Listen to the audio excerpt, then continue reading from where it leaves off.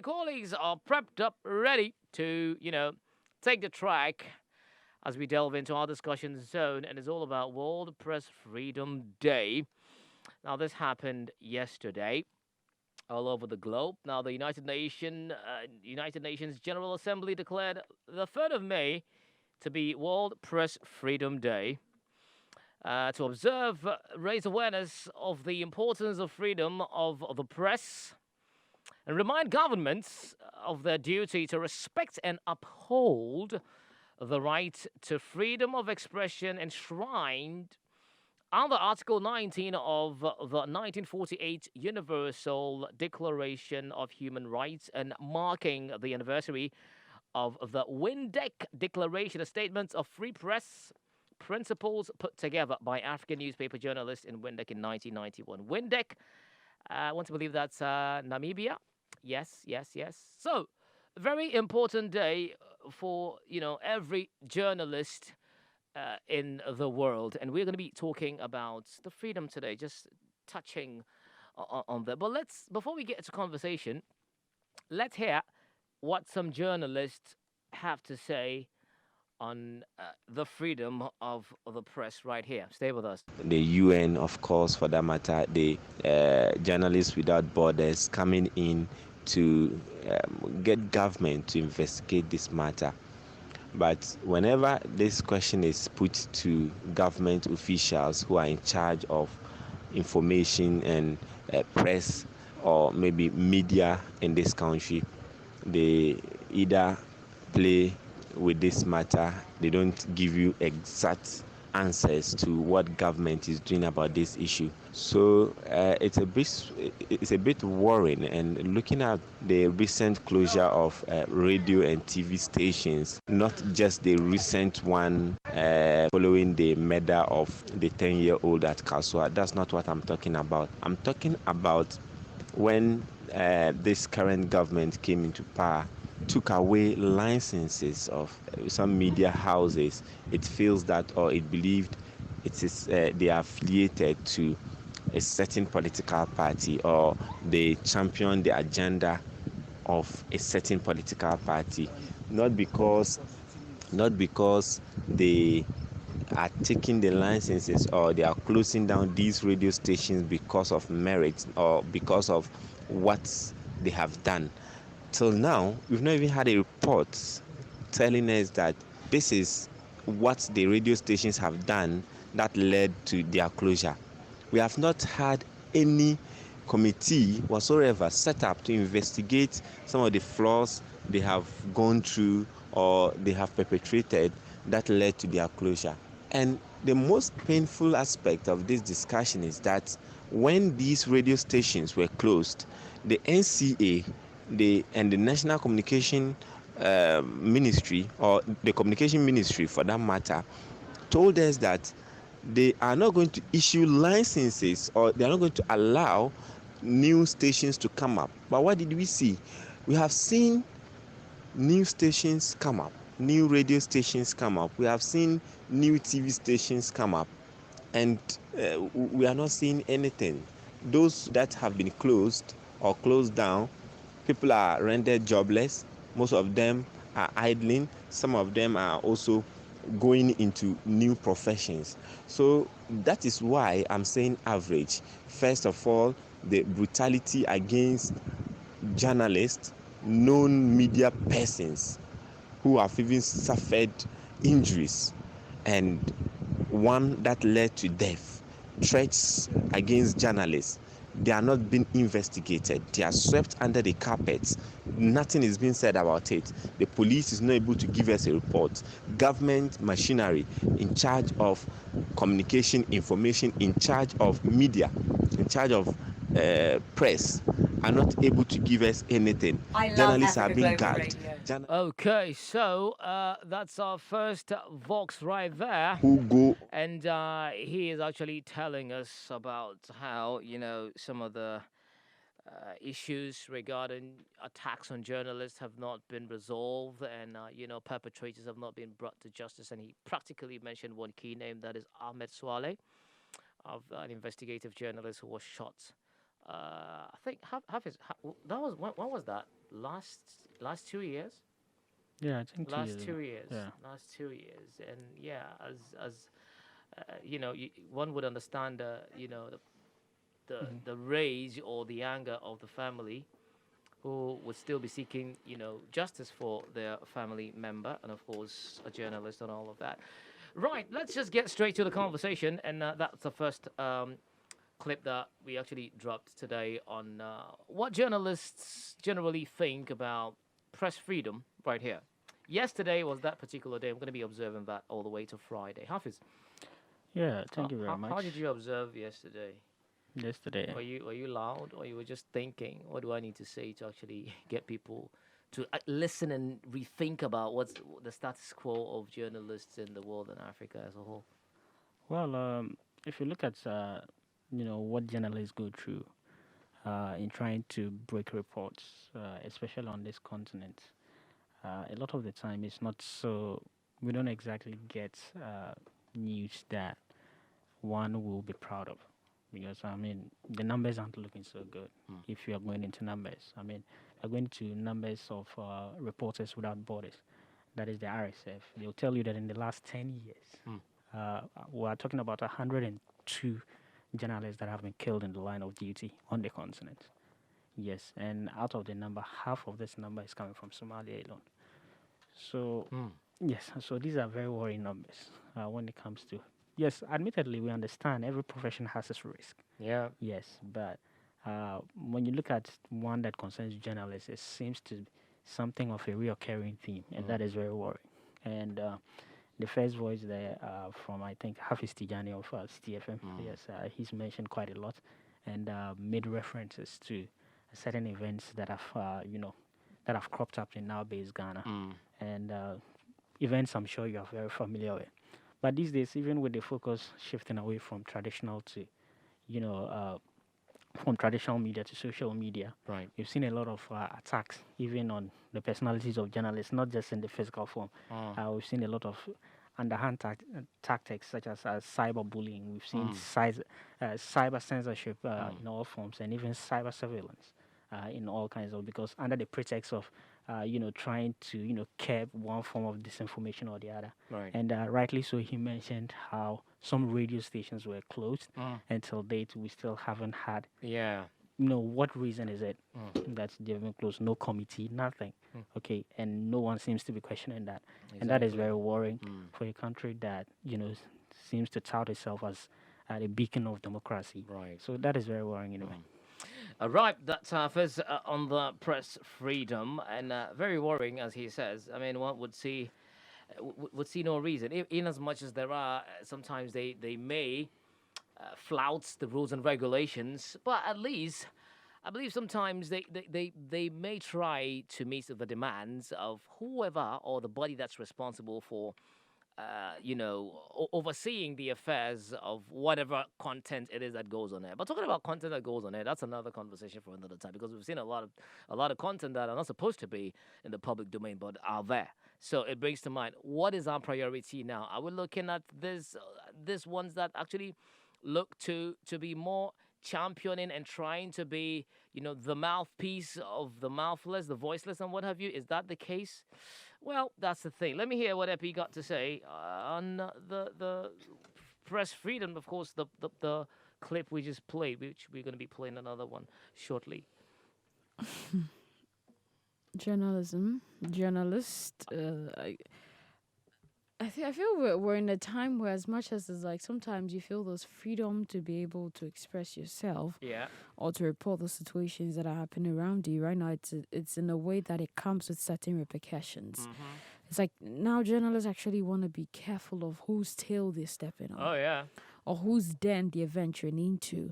So then in certain cases, some people don't talk about certain things, Mm. and sometimes you don't want to mention certain things because you never know what you're bringing onto yourself. Right. And there's been that case where it's moved from being an objective stance from seeing things coming from an objective point of view to a subjective one.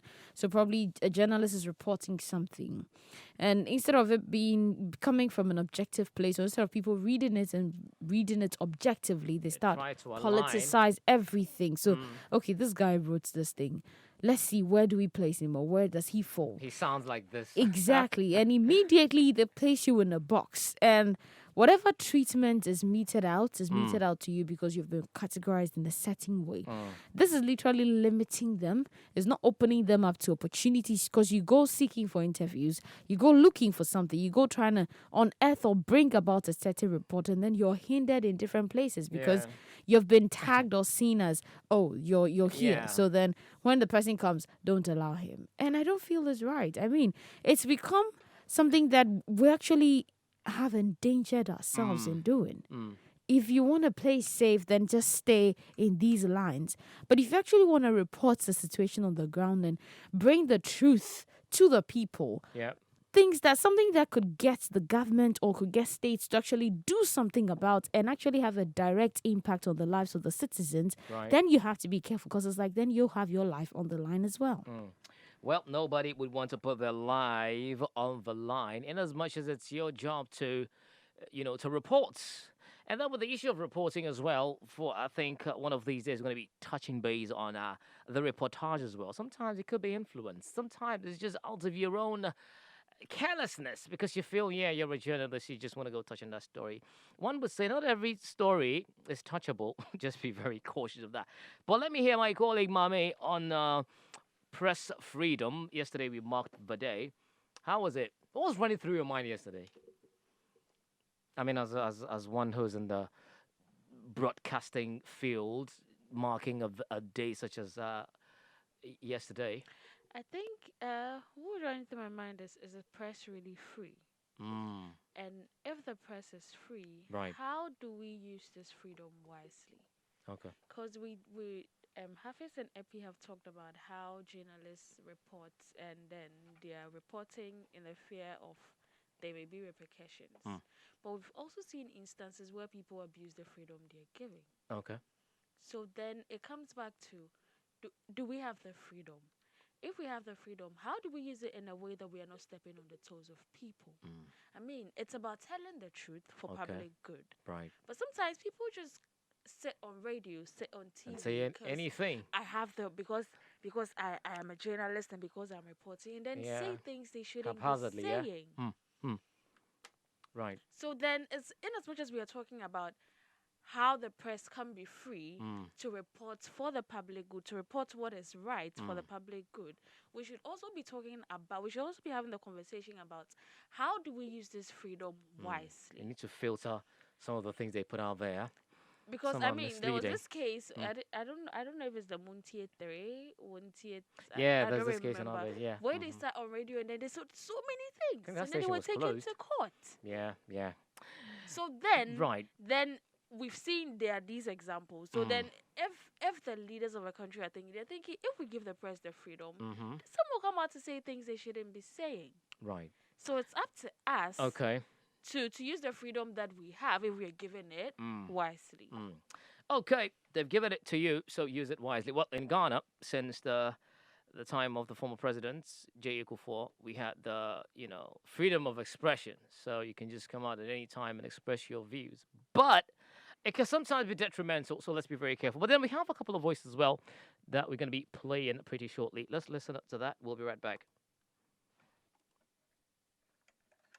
If we look at the passing of the ages, we can say that in the world, press freedom exists to a certain extent because with a certain level of authoritarian regimes being phased out across many parts of the world, being replaced with democratic government, which underpins press freedom, we can say that to a large extent, press freedom exists in the world. But in our country, Ghana, if you look at the constitution, it has explicit provisions on press freedom in respect to the fact that the media needs to be given the space, journalists need to be given the space to operate and all of that. So in terms of legal framework, it's been created, but in terms of the operational framework, it's largely been a challenge as well. Because, for example, if you look at the Right to Information Bill, which was passed in 2019, after almost having spent over 2 decades in parliament, the process of implementation has been a bit slow. And I foresee it becoming more slower in the period, because if you look at the rate at which, the time at which it was passed, or the period in which it was passed, it tells you that even with the implementation, it will be another challenge. But I think that if you look at from the days of cultural silence during the PNDC era and all of that, and with the proliferation of media houses, multiplicity of media houses, um, there's been some aggregate level of press freedom. But the manner and the level at which we want it is not there, because we still see journalists being attacked, both in physical and verbal terms, being intimidated and all of that for the work they do and all of that. So I think that there's a lot more the country can do when it comes to press freedom. I think that we must give meaning to our constitutional provision or the constitutional imperative when it comes to press. I love Africa Global Press Radio. freedom in Ghana has been seeing some downward trend for some time now due to activities of many people, including the government. And I think that it's important we begin to look at the issues, the attack of journalists, the murder of journalists, and so on and so forth. So we really need to take a look at that. It's not really been too good for the past few years, and that is affecting our international ranking on world press freedom. I love Africa Global Radio. Okay, we're still having the conversation right here, and it's still about press freedom. Before let me just bring in my colleagues again so we can go continue with the rest of the conversation. Hafiz. So yeah, I mean, sorry, we have the Right to Information Bill. Yes, he started by mentioning how trying to link press freedom to authoritarian regimes and Yeah. yes, Mhm. the ousting of certain governments. And yes, that is quite true. I mean, if you watch the case of I think Sudan closely, after the ousting of Omar al-Bashir, al-Bashir. yes, Mhm. they seem to have done very well in terms of moving up the numbers in terms of the rankings. Right. Yes, when it comes to press freedom, but a lot more could be done. Mm. And and speaking of that and authoritarian regimes, now if you take press freedom in itself, Mami mentioned the part about being responsible with the Yeah. freedoms we have. If you take certain countries that have seen the ugly side of press freedom, the issue is not so cut and dry. Mm. Take the issue of Rwanda, for Rwanda, instance. exactly. Yeah. I mean, they seem to be scoring very good points in all departments. But if you come to the press freedom bits, they seem to be nowhere to be found. They are scoring the lowest of marks in there. Why is that? Because largely you can see this is a country that has seen the ugly Suffered. side of it. And so they are trying to move away from the conventional ways of what a press freedom is actually. Mm. So they're trying to do new stuff, and so it's not exactly going to reflect very well in the conventional, wouldn't one indexes. say that there's always going to be that side where not If you're the everybody, not Rwandan everybody, president, not, what would you not, do? not everybody. Well, if I was the Rwandan president, I think I'll try as much as possible to try to be very, you know, I was waiting for I would that. because no, I'm trying to get my I was right waiting words. Like I'm for trying to it. choose my words, consciously. Like I'll try to be very vigilant on people who go on air and say anything at any How do you time. do that without But the thing without is, being tagged as an Authoritarian, authoritarian yes. government No, that but is curtailing press freedom? if the same people are aware of whatever happened back in the days, right? I mean, why would you want to allow that to go? That's what I'm saying. Because So, it was just an information passed on air that actually caused all of these things. you Isn't see, it? with the Rwandan situation, they're stuck between a rock and a hard place. Yes, on one hand, let's say you want to, yes, be a champion of freedom of the press and everything. Right. But on the other hand, you realize that, well, this whole situation they found themselves, years ago, was because that was a situation they left unchecked. So it's Right. almost like it's something they don't want to toy with anymore. Okay. Okay, so any discussion surrounding that is quickly shut down. Yes. So they've even introduced certain laws you probably would find but this is too extreme. But for their situation, I mean they've been through it. And war changes you. You never Yeah. go into a war and come out the same. So they've seen Exactly. the bad side of it. And this is them trying to, clean up their system. Yeah. But then again, even in media, you also realize that I mean there's a tendency to think that there's media freedom when there's some form of pluralism in the system. So you are talking about, say, a lot of private media stations popping up here and there. Right. Now in Ghana, we can count not less than 5 or 6 of these media outlets. When you talk about TV stations all over the place, so there's that tendency to think, well, there's a lot of freedom because there are so many There's media. so many, yeah. But let's come to the nitty-gritties. Let's, look at the situation into detail. I mean, the devil is usually in the detail. Right. If you look at these media houses, a lot of the time they actually have ties to the government, directly or indirectly. Yeah. So, in some Speaking ways, for or exactly. against. So, in some ways, they're actually doing the bidding of whichever government that is in there. And if you're not doing that, then you probably will definitely be in their wrong books. So, it's not easy trying to toe the lines between press freedom and trying not to step on toes. Okay. Carrying out your duty. Right. Okay. Thank you, Hafiz. Let's hear. Epi, got something to say before we go to the next clip? Yeah, I think I just want to touch on the part where he spoke about the operationality of most of these laws that have been passed in the country. I mean, look at, for 2 decades it was in Parliament. Now, yes, it was passed in 2019 or in 2021. And then for it to actually be made manifest is become like it's taking a turtle's progress. Okay. So then we're wondering, it's not that the policies don't exist, they do exist. But then for people to actually enact or really enforce them in the operational sense is where I feel we have a problem. Okay, right. We do have a problem. Per Epifania. Mami, we should just, okay, you want to top up something? Yeah, I just wanted to talk about the theme for yesterday's celebration. Okay. So the theme is information as a public good. And it underlines the importance of verified and reliable information.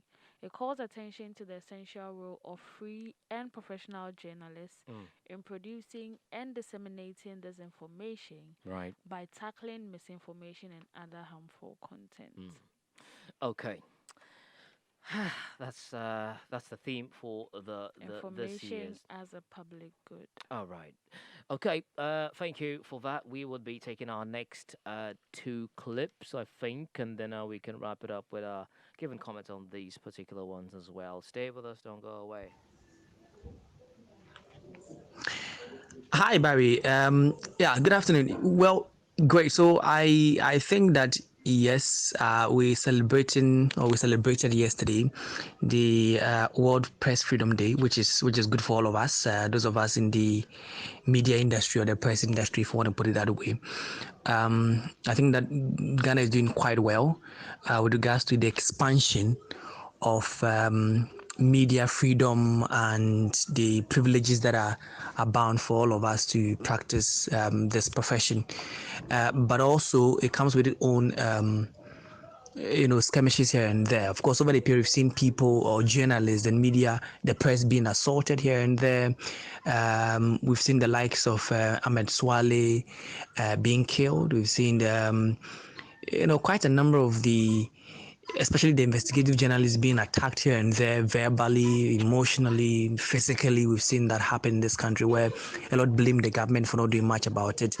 But I think that gradually we'll get there, even though if you look at the ranking, even though it's just perception index, but also it goes a long way to tell you what people think and what people believe in, that's what is happening. Of course, we exposed to a lot of dangers. If you look at the press industry or the media industry in Ghana, it doesn't pay well. I mean, we all know it's a fact. It doesn't pay well. One of the things I think that we can commend ourselves is the fact that if you look at the coronavirus pandemic, I think that the media or the press has done quite a good job with regards to information dissemination. I think that we've done a very good job and should pat our backs on the shoulders. So I think that we'll get there. Gradually we'll get there. It will take time, but I believe that we'll get there. So thank you very much from Tamale. Yeah. The new Africa is fresh, creative, and energetic. And I love Africa Global Radio. Well, that was another one. Very interesting perception index. I picked that one up. So on the ranking, so it's like people's perception and people's thoughts and everything. But don't you think that's the dangers that it comes along with? As a journalist, you definitely encounter that danger ahead of you, the possibility of even losing one's life.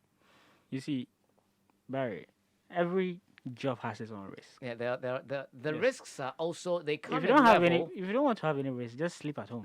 Even Yes. sleeping at home has its own risk because you end up being hungry. Exactly. So, So yeah. you would have to come out and make something of your life. So Right. at the end of the day, you would have to, run around. Mm. So every job has its own risk, but some are more prominent than others. Yep. And that's the problem we face. I mean, when you talk about journalists, of course, in our base Ghana, everyone seems to be talking Mohammed Swale.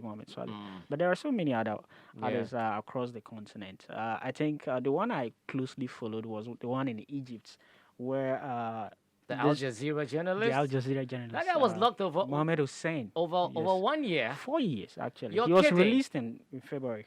Yes. You know, I started monitoring that guy's arrest Exactly. like 2 days, 1 week, 1 month. Now look at how big Al Jazeera is. 4 years. Even Al Jazeera struggled to get him out, and he was detained for 4 years without charge. Even in his country, he's an Egyptian. Yeah. So, Yeah. so look at the dangers they face. So I he, mean, so could he? What could he have done? Could he have reported something that went against the government, or he leaked a secret that was not supposed a to? lot of the time, journalists go, get detained for simply doing their job. Okay, in Tanzania and Burundi, 4 journalists were detained like that. Yeah, Yes, and I they were read passed about around the for 3 Tanzanian years, one, yeah. for 3 months. Even when they were, eventually released, they are facing all kinds of persecution and everything. I think So- we had a couple of issues of blessed memory under his regime, Magufuli, and all of that stuff. so- But a bit shaky Yes, though. I'm even surprised you haven't mentioned this guy Jamal Khashoggi. Yes. So- The Saudi Arabian. Yes, so a lot is going on in the the field of journalism. I mean, it's getting more dangerous Right. to just simply carry out your job. I mean, we've seen a lot of them get beaten up. Some have their equipment Being confiscated, smashed and and everything. all of that. Sometimes, so a lot of things going But on I in there. find But it very disturbing when you realize that security personnel sometimes get themselves involved in this particular act because that's because they know they will get away with it. Okay, I mean, a lot of the time, you have heads of this, head of departments come out and issue statements, and that's it. You don't get to hear anything, because so if we are really serious about protecting press freedom, Right. yes, it goes beyond just giving putting out laws and having people to be able to put out more stations. okay. Protect the journalists themselves, and how do you do that? Starts by providing them some legal, legal assistance to begin Okay, with in right. terms of trouble. Okay, Hafiz. Let me take this last one, and then we can proceed. And then we still have what's news to go on the Africa Daily Show. I am Barry Musa. Stay with us. The situation worldwide, I would say, not totally the best. Why do I say that? Because a record number of journalists have been arrested, assaulted, but generally treated unfairly in the line of duty, especially in the last few years. Personally, I think on paper, it looks as if the press is given the freedom to operate, but largely that's not the case. Countries like Egypt, Turkey, Ethiopia, amongst many other countries that we have reports of in the dailies, have consistently abused the rights of journalists. China, for instance, I think recently arrested several journalists in the last year alone for their coverage of the COVID-19 pandemic. In Ghana, I think we have certainly come a long way. We have made some significant strides. However, I think there's a lot that needs to be done. There seems to be a disconnect between Ghana's free media status and then the reality of journalist safety. There's been several reports on how journalists have been assaulted or attacked by both the public and then some members of political parties. And then you find out that in most of these cases, handling of the cases or prosecution of the cases or whatever has been abysmal, to say the least. Though some might not voice it out publicly, I think there's a fear of intimidation among some journalists. Yes, and this would largely inform or affect the stories we tell. And this would obviously hinder us from providing the public with the right information or reliable information. Although in Ghana, I would say that the cases of arrest of journalists isn't as widespread as other countries, but there is, however, a lot of physical and then verbal attacks on journalists, and that has been rampant. Also, our situation here in Ghana is that 1 or 2/3 of media organizations are either owned by politicians or they are affiliated to a political party. And this you would find out that it affects how discussions or stories are told from that particular media house. And then there's the issue of salaries. Most journalists aren't paid properly, or they're paid very low salaries, or sometimes the salaries are even delayed and all that. And so you would find out that if you find yourself in any of these institutions, you would have to toe the line of how, or you have to operate the modus operandi there. You would have to follow in order to continue in order to remain employed. And then the sad reality of this scenario is also the reduction of serious national issues to political form. The serious national issues are turned into political entertainment and then gimmicks. You tune into your radio or television in the morning, and it's largely dominated by these political parties and then their spokespersons and all that.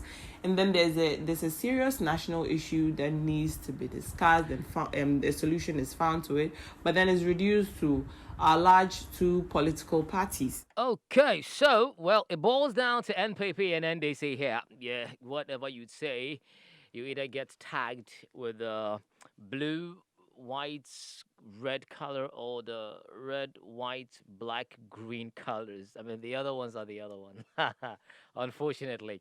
But then, yeah, I said, can you ever operate as a journalist without being influenced? Yes, but then again, that's the part where you get your life being threatened, because if you're the type who doesn't really want to align to A or align to B, you're being neutral, you also become a target. If you decide to be what with another party or party B, you become a target by party A. You go to party. So what else do we need to do right now? No. Frankly speaking, guys, let's just get this thing over with. What else do we do? Because if you're the neutral person, you speak on both. You bash both parties. You become a target.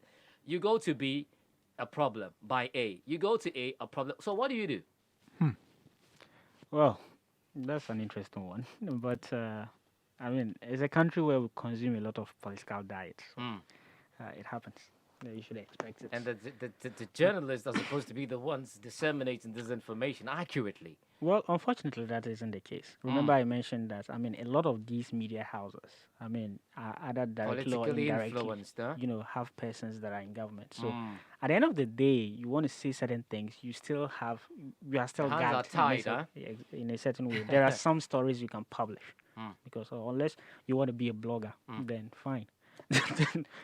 Yeah, you want to be a unanimous blogger. Well, these days with social media, of course, we have all kinds of interesting, career paths coming out of it. So you could decide to social media influencer. Yeah, so you could decide to fly solo if you're looking to that route. But as long as you operate in a certain media environment, you definitely would have to submit yourself to the editorial policy there.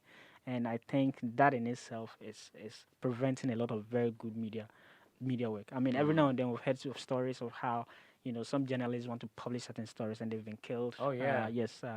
Not. But the stories. I mean, they've been asked not to publish those stories because of what it means. Whose image it might tarnish. Exactly, the individuals involved or some money is exchanged hands.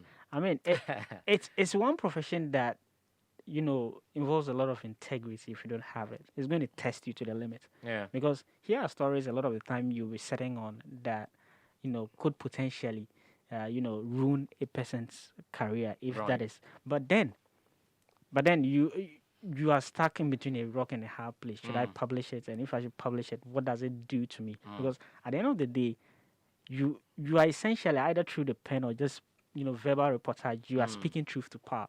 Yeah. Things the ordinary folks do not get to say. You get to say it freely. You get to say it to their face.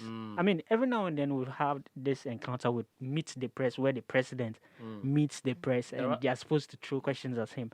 ask him questions the ordinary folk doesn't get to Cannot. ask. You in the Get to media ask, you have fraternity, the- yeah. you get the chance to be able to ask the first gentleman of the land Yeah. what he's doing about issues, and we see the sort of questions they ask very underwhelming. Yes, and remember one when they was asking how the president sleeps at night. I don't even want to go to that. So, you laugh. All right. yeah. That's it. Yeah, that's a thing. Yeah, Anyway, so we've all seen right. that happen. Okay, we don't really want to waste much time here. But Epi, your final take on press freedom as we start to mark the day today. I think I want to say that journalists should also be responsible when it comes to reporting, because half of the time you hear people speak on the airwaves and they just say whatever comes to their mind or whatever they think is true. Right. And we owe it to ourselves, we owe it to the state. We actually owe it to the ethics of the profession to Right. put out what is true, because whatever we say on the airwaves incites action from the people. So we should be careful what we put out there. Have we lost our mandate? Is it that the journalists or those in the profession have actually lost their course, what they're supposed to do? Just as you said, half is. But before I get to Mami, your final take. Yeah, I would say journalists are people who disseminate information Right. to the general public.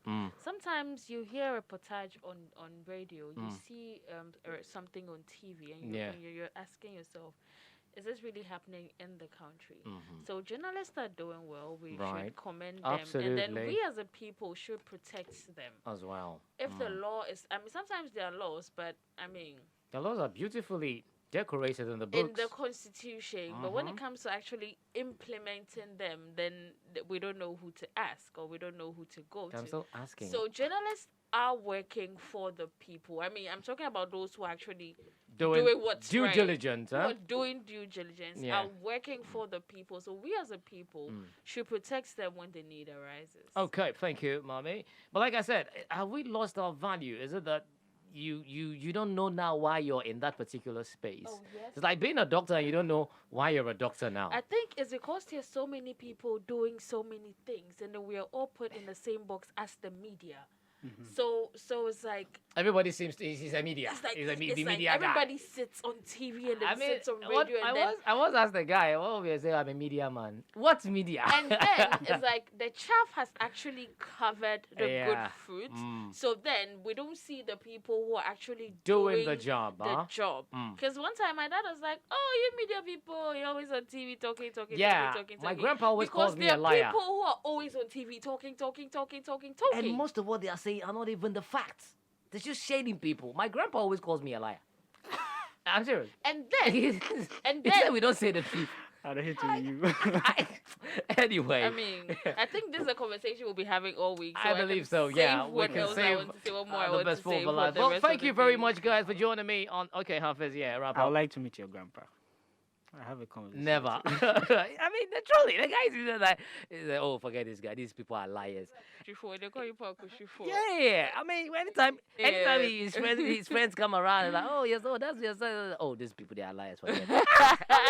And you know, he's saying it in a jovial manner, but to some extent, it's because of what they hear. Unfortunately, thank you very much, guys. The show is Africa Daily on Africa Global Radio.